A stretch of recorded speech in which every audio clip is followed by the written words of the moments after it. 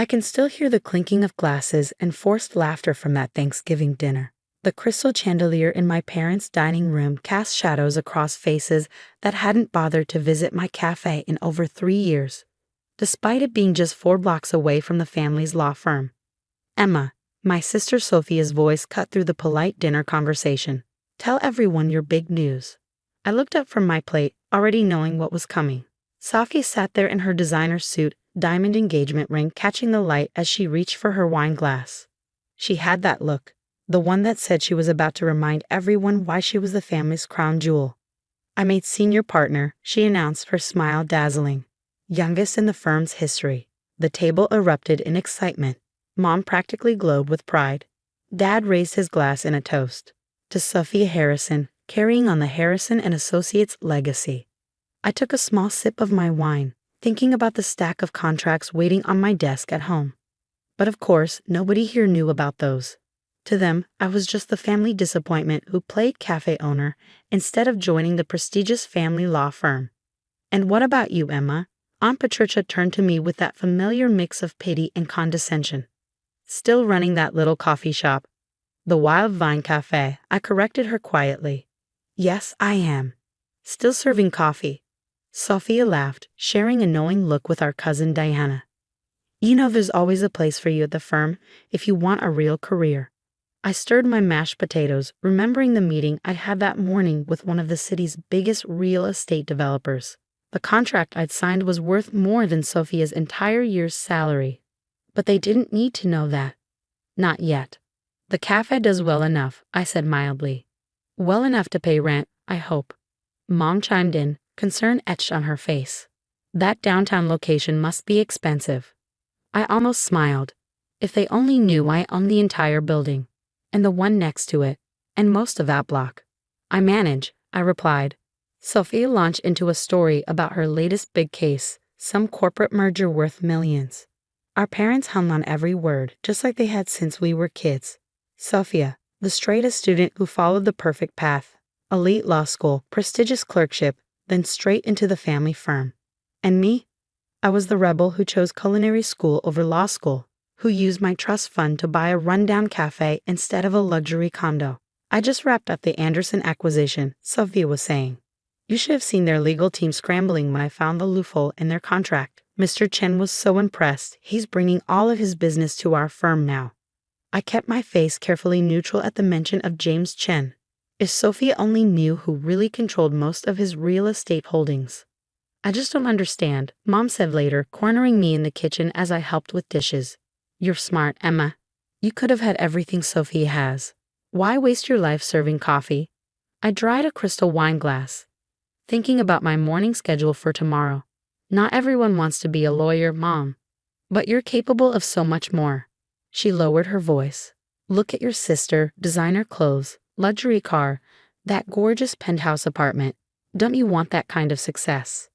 I thought about my own penthouse, the one I bought last month under one of my holding companies, the one with a better view than Sophia's. I'm happy with my choices, I said simply. Mom shook her head. I just worry about your future. The cafe business is so unstable. What happens when you want to start a family? How will you provide? I bit back a laugh, thinking about my diverse investment portfolio and the string of properties I'd quietly acquired over the past 5 years. The cafe had just been the beginning, my front door into the world of downtown real estate. Later that night, as everyone gathered their coats to leave, Sophia cornered me by the door. Hey, I meant what I said about the firm, she said, her voice carrying that elder sister authority she perfected since childhood. Dad would create a position for you in a heartbeat. You could start in corporate law, maybe work your way up. Thanks, I cut her off, but I'm good where I am. She frowned, perfectly plucked eyebrows drawing together. Emma, be serious. You can't serve lads forever. Don't you want to make something of yourself? Oh, which she only knew. I made something of myself all right, something much bigger than anyone in this family suspected. Tomorrow morning would prove that. I should go, I said, checking my watch. Early morning at the cafe. Right, Sophia smirked. Those coffee beans won't grind themselves. I drove home to my real office, hidden in plain sight above the cafe. While my family thought I spent my days steaming milk and making change, I'd built an empire of my own. The cafe was just the public face, the piece of me they could see and mock. Behind it lay a web of real estate holdings, strategic investments, and carefully crafted contracts that would soon reshape downtown. Unlocking my office, I settled behind my desk and opened the file marked Chen Acquisitions. Tomorrow morning, James Chen would walk into my cafe, not as Sophia's client, but as my business partner. He'd been helping me buy up properties through various shell companies for years, keeping my identity hidden even from his own lawyers, including my sister. I pulled out the final contract, the one that would consolidate all my downtown holdings under a single management company. The one that would finally reveal who really controlled half of the city's most valuable real estate. My phone buzzed. A text from Sophia. Dinner was fun. Bill, Mr. Chen mentioned he might stop by your cafe tomorrow. Try not to embarrass me. He's our biggest client. I smiled, setting my phone aside without replying. Tomorrow would certainly be interesting. The contract was straightforward. My various holding companies would merge into a single entity, Harrison Capital Group. The name was a bit of family irony I couldn't resist. As I reviewed the paperwork one last time, I thought about my sister's smug smile at dinner, my mother's concerned lectures, my father's dismissive attitude toward my little coffee shop. They had no idea that while they were focused on law firm politics and courtroom drama, I'd been quietly building something far bigger.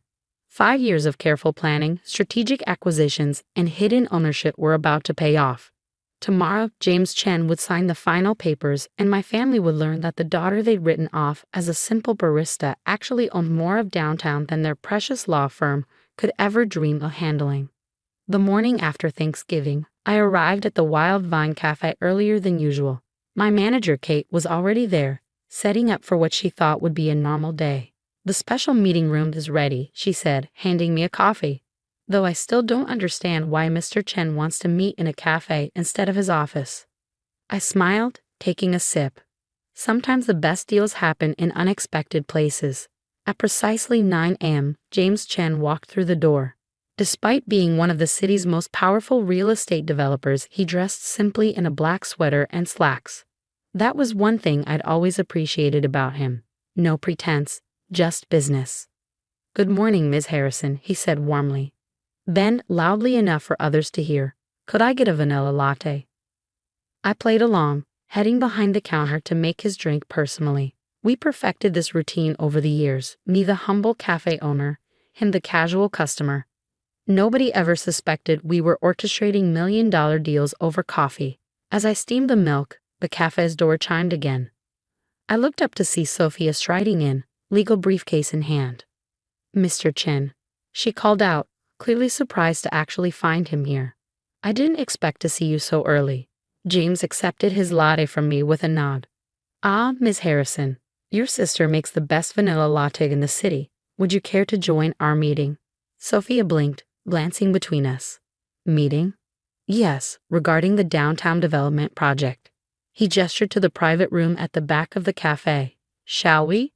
I could see Sophia's mind racing, probably wondering why her biggest client was having a meeting in her sister's little coffee shop. Still, she followed us into the room, her heels clicking against the hardwood floors. The room looked deceptively simple: comfortable chairs, a solid wooden table, warm lighting. Only the small camera in a corner, ready to record the signing, hinted at something more significant. "I'll need another witness," James said, pulling out a thick contract. "Perhaps your sister could join us." Sophia's perfect composure slipped slightly. "Emma?" "Oh no, she runs the cafe. She doesn't need to be involved in legal matters." James raised an eyebrow. "On the contrary, she's quite essential to this meeting." I sat down at the head of the table, enjoying the growing confusion on my sister's face. "Actually, Sophia, you're the one who doesn't need to be here. But since you are, you might as well witness something interesting." The door opened again, and my father walked in, followed by 2 other partners from Harrison and Associates. They must have been meeting nearby and seen Sophia enter. "What's going on here?" Dad demanded. "Sophia, why are you meeting with Mr. Chen in a cafe?" Before she could answer, James spoke up. "Actually, I invited everyone here. It seemed fitting to sign these papers where it all began." "Where what began?" Sophia asked. I opened my laptop, pulling up the presentation I prepared. The consolidation of Harrison Capital Group's downtown holdings, currently valued at just over $300 million. The room went silent. Dad's face paled as he looked at the screen, which showed a map of downtown with highlighted properties, blocks and blocks of prime real estate. Harrison Capital Group, he whispered. My company, I said calmly. Though you might know some of its subsidiaries, Wildvine Properties, Azure Development, Crown Point Investments. Sophia practically fell into her chair. Those are all the properties we've been handling contracts for. The ones owned by Mr. Chen's investment groups. Not exactly, James corrected her. Those properties belong to your sister. I've merely been helping her acquire them quietly over the years. That's impossible, Dad sputtered. Emma runs a cafe. She couldn't possibly. I pulled out my own copy of the contract. The cafe was just the beginning. When I bought this building 6 years ago, I saw an opportunity. Downtown was undervalued, fragmented. Nobody realized how much potential was being wasted. While you were all busy mocking my little coffee shop, I continued. I was meeting investors, analyzing property values, and slowly piecing together the largest private real estate portfolio in the city. Sophie grabbed the contract, her legal training kicking in as she scanned the documents. Her face went from skeptical to shocked to something close to awe. This is worth hundreds of millions, she whispered. You own half of downtown. More than half, actually, James added. Your sister has quite a talent for seeing value where others don't. Rather like buying a rundown cafe and turning it into the cornerstone of an empire. Dad sank into a chair, his face ashen. Why didn't you tell us? Would you have believed me? I asked quietly. You were also convinced I was wasting my potential. It was easier to let you think that while I built something on my own terms. But you serve coffee, Sophie stammered. You wear an apron. You? I wear many things, I cut her off. Sometimes an apron, sometimes a business suit. The difference is, I never needed everyone to see the suit to know my own worth. James pulled out his pen. Shall we make it official? I signed first, my signature bold and clear. James followed, then dated his signature with a flourish. Just like that, Harrison Capital Group became the largest consolidated private real estate holder in the city. Congratulations, James said, shaking my hand. Though I must say, I'll miss our early morning investment meetings disguised as coffee runs. The cafe's still here, I smiled. Though I might need to expand given how many lawyers might suddenly develop a taste for our lats. Later that evening, after the shock had worn off and the family had retreated to process this new reality, I sat in my office above the cafe. The city lights twinkled beyond my window, my city in many ways. My phone buzzed with a text from Mom. Can we talk? Over coffee, maybe? I looked down at my cafe, still bustling with evening customers. The place where everyone thought I was just scraping by, when in reality, I was building an empire one cup at a time. Sure, I texted back. I know a great little place downtown. I hear the owner's doing pretty well for herself. Sometimes success doesn't look like what others expect. Sometimes it wears an apron and serves coffee while quietly buying up the building next door. And sometimes the best revenge isn't proving others wrong. It's proving yourself right. I closed my laptop and headed downstairs. Tomorrow the newspapers would announce Harrison Capital Group's consolidation, and everyone would know the truth. But tonight, I had a cafe to run. After all, that's where the best deals happen, over a perfectly made cup of coffee, served by someone who knows exactly what they're worth.